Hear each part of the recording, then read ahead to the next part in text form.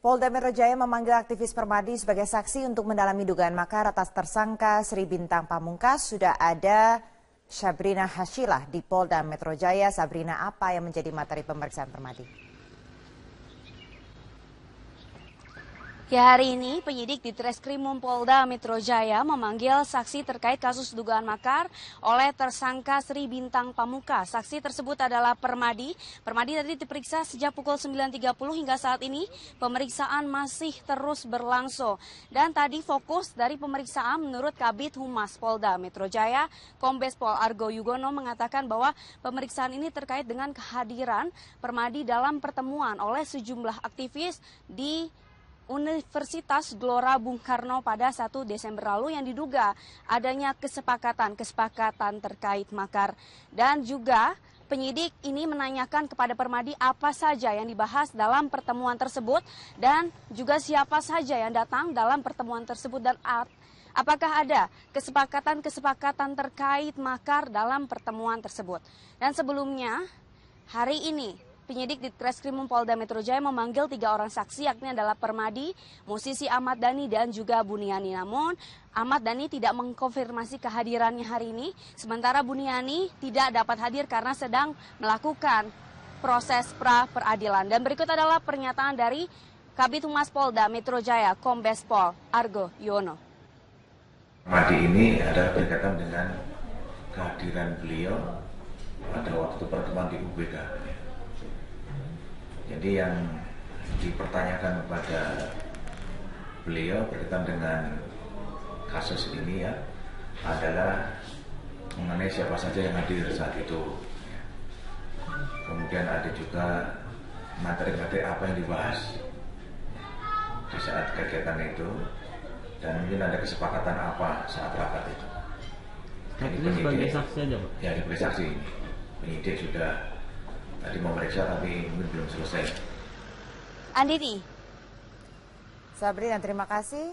Selamat sore pemirsa, anggota DPR dari fraksi Partai Amanat Nasional Eko Hendro Purnomo memenuhi panggilan Bareskrim Polri pada siang hari ini. Eko memberikan klarifikasi terkait pernyataannya di media mengenai pengungkapan teroris. Informasi selengkapnya akan disampaikan rekan kami Gadis Dianka langsung dari gedung Bareskrim Polri Jakarta. Gadis, apa yang disampaikan Eko Hendro Purnomo setelah memenuhi panggilan Bareskrim Polri? Zeki, ada 3 pernyataan klarifikasi yang disampaikan oleh Eko Hendro Purnomo saat ia selesai bertemu dengan penyelidik dari Bareskrim Mabes Polri. Ini mengungkapkan atau menyatakan bahwa pengungkapan kasus terorisme ialah pengalihan isu dari proses hukum yang dilakukan oleh yang sedang dijalani oleh Gubernur Nonaktif DKI Jakarta Basuki Cahayapurnama. Lalu yang kedua, ia mengklarifikasi bahwa ia tidak pernah diwawancarai oleh 7 media online yang memuat pemberitaan terkait dengan pengungkapan atau pernyataan pengalihan isu tersebut. Dan yang terakhir, ia pun menyatakan bahwa ia sama sekali tidak memiliki akun media sosial, terutama Twitter, karena sebelumnya dinyatakan bahwa pernyataan tersebut diambil oleh dari cuitan di akun media sosial Twitternya. Namun ia menyatakan hanya memiliki 1 akun Instagram bernama @ekopatrio_super. Dan Eko Hendro Purnomo tadi hadir di gedung Bareskrim KKP sekitar pukul 13 lewat hanya setengah jam atau 30 menit ia menemui penyelidik Bareskrim Mabes Polri. Lalu ia pun ditemani oleh tim kuasa hukumnya dan juga bersama dengan anggota DPW PAN DKI Jakarta. Selain mengklarifikasi, Eko juga sekaligus melaporkan atau mensomasi 7 media online yang memuat pemberitaan tidak bertanggung jawab tersebut. Pihak kepolisian sendiri akan menunggu klarifikasi selama 1 kali 24 jam kepada 7 media online yang telah memuat pemberitaan terhadap Eko Hendro Purnomo. Dalam kasus ini, Eko menyatakan bahwa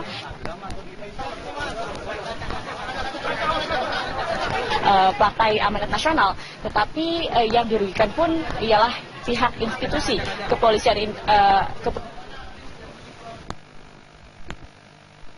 bekerja secara maksimal untuk mengentaskan kasus-kasus terorisme di Indonesia. Zakia. Baik, terima kasih Gadis Dianka atas informasi Anda. Pemirsa, Kapolri Jenderal Tito Karnavian menegaskan siap mundur dari jabatannya jika ada bukti kuat yang menyatakan penangkapan terduga teroris sebagai pengalihan isu atas kasus dugaan penistaan agama dengan tersangka Basuki Cahayapurnama. Sebaliknya, Polri menegaskan jika tudingan tersebut tidak punya cukup bukti, pelaku dapat dijerat pasal pidana.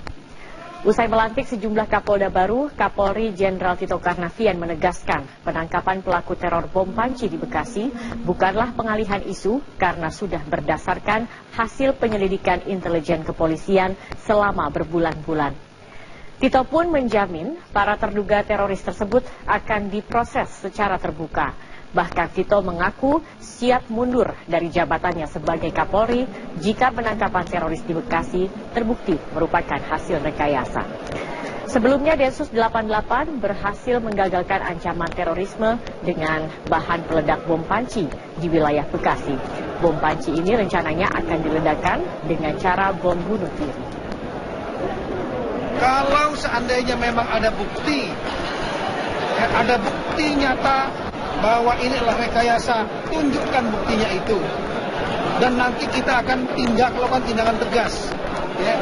Saya sendiri kalau ini adalah rekayasa, saya siap dicopot menjadi Kapolri. Tersangkanya mengakui bahwa kami direkayasa, fine. Kalau ada betul terjadi seperti itu, internal saya akan tindak, bila perlu saya pecat anggota saya.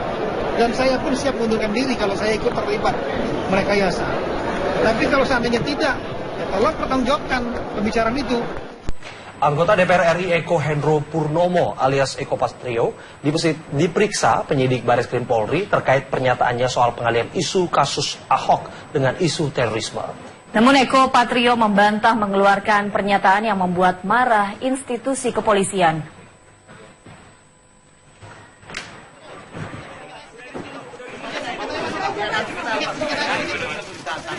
Eko Hendro Purnomo alias Eko Patrio hari ini akhirnya memenuhi panggilan polisi terkait pernyataannya yang menyinggung institusi Polri.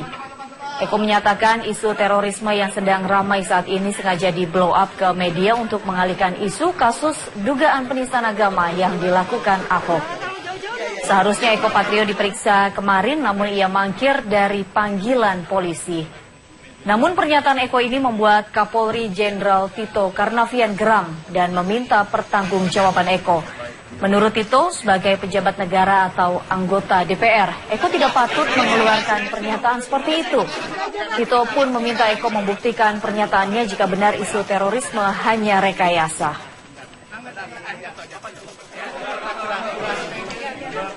Jadi tidak ada ocehan saya, tweetan saya cuma punya satu Instagram yang namanya Eko Patrio Super gitu ya. Justru itu saya mengatakan situ ada pemberitaan seperti itu, langsung saya bilang bahwa saya ini belum pernah melakukan pernah diwawancara dan sebagainya gitu loh.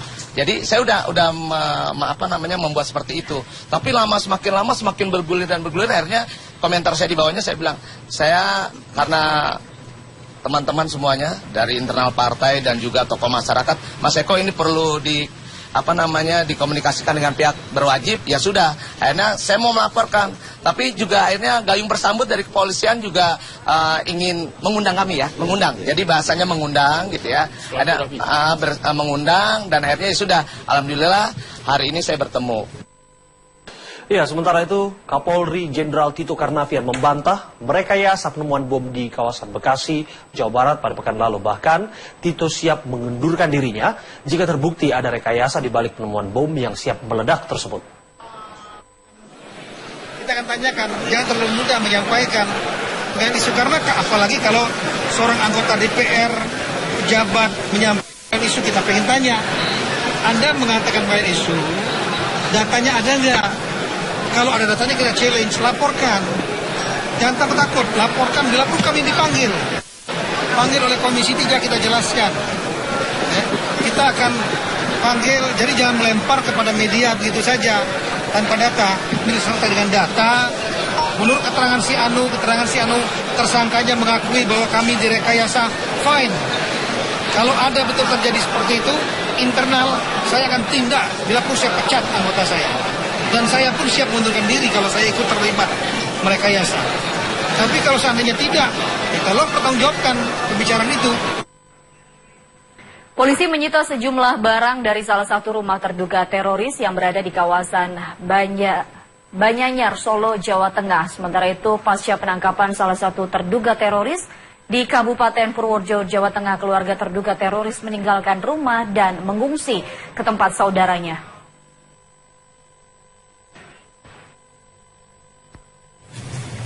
Dengan bersenjata lengkap, polisi menggeledah sebuah rumah yang berada di kawasan Banyanyar, Solo, Jawa Tengah. Dalam penggeledahan tersebut, polisi menyita sejumlah barang bukti, diantaranya sebuah flash disk. Penggeledahan dilakukan lantaran penghuni rumah yang berinisial SN diduga terlibat dengan kegiatan terorisme.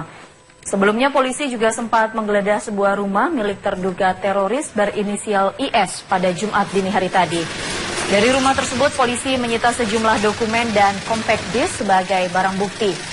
Dan hingga kini polisi masih meneliti sejumlah barang bukti tersebut dan melakukan pemeriksaan para terduga teroris. Kemarin sudah kita dapatkan sepeda motor.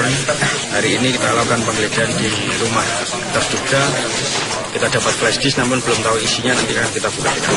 Sebelumnya di rumah terduga Imam Syafi'i di Banyuanyar. Di sana dapat apa? BB-nya? Dapat buku 2, kemudian CD yang belum tahu kita isinya, sebu, sama itu ya, sebu, buku, flash disk, sebu, buku, CD. Penangkapan keluarga meninggalkan rumah dan menuju rumah saudaranya yang berada di Solo, Jawa Tengah. Ini dilakukan lantaran pihak keluarga hendak menenangkan diri karena terkejut dengan penangkapan salah satu anggota keluarganya. Sebelumnya pemirsa, Densus 88 Mabes Polri menangkap IP lantaran diduga terlibat kegiatan terorisme. IP ditangkap saat membantu warga sekitar mempersiapkan acara warga setempat. Selanjutnya, IP dibawa menuju ke Mabes Polri untuk pemeriksaan lebih lanjut.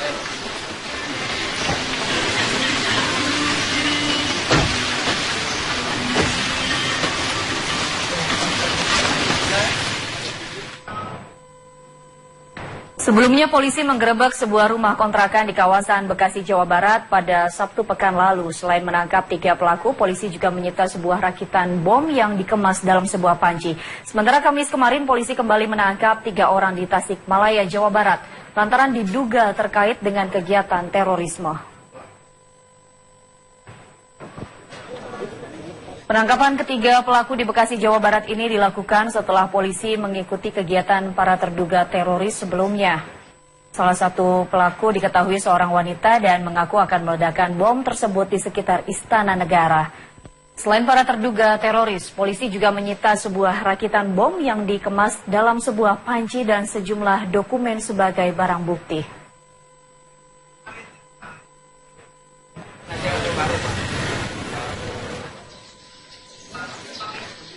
Sementara, Kamis kemarin polisi menangkap 3 orang yang masih satu keluarga di Kecamatan Indihiang, Tasikmalaya, Jawa Barat. Setelah melakukan penggeledahan dan olah TKP, polisi kemudian menyita sejumlah barang bukti yang diduga milik terduga teroris. Di antaranya rompi bom rakitan, sejumlah dokumen, serta sepeda motor. Penangkapan satu keluarga ini dilakukan lantaran diduga memiliki keterkaitan dengan terduga teroris yang ditangkap di Bekasi, Jawa Barat.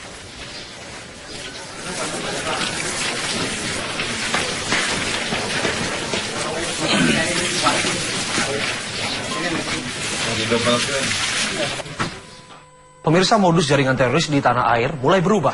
Jika sebelumnya jaringan teroris menggunakan laki-laki, kini pimpinan teroris menggunakan wanita. Dalam kasus bom Bekasi, polisi telah menangkap 2 wanita terduga teroris, yakni DYN dan TS.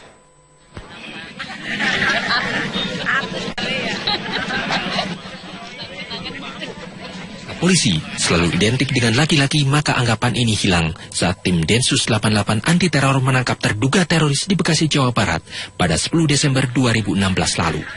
Dari 3 terduga teroris yang ditangkap, salah satunya adalah wanita. Bahkan terduga teroris DYN yang ditangkap polisi diduga berperan sebagai calon pengantin alias terduga teroris yang siap dengan aksi bunuh diri. Ketiga terduga teroris yang ditangkap di Bekasi, Jawa Barat melakukan komunikasi langsung dengan Bahru Naim yang berada di Suriah. Bahru Naim memberikan doktrin jihad agar terduga teroris bersedia menjadi pelaku bom bunuh diri. Pada intinya mereka ini mencari orang-orang yang mau berjihad, beramaliyah. Jadi kalau ditanya jenis kelamin tentunya ya tidak menutup kemungkinan bisa laki-laki, bisa perempuan, dan kebetulan pada kali ini memang perempuan ya. Pada intinya tadi saya sampaikan bahwasannya BN ini memang berusaha merekrut mereka dan membuat sel-sel kecil ya. Dan tidak menutup kemungkinan banyak sel-sel kecil yang lainnya.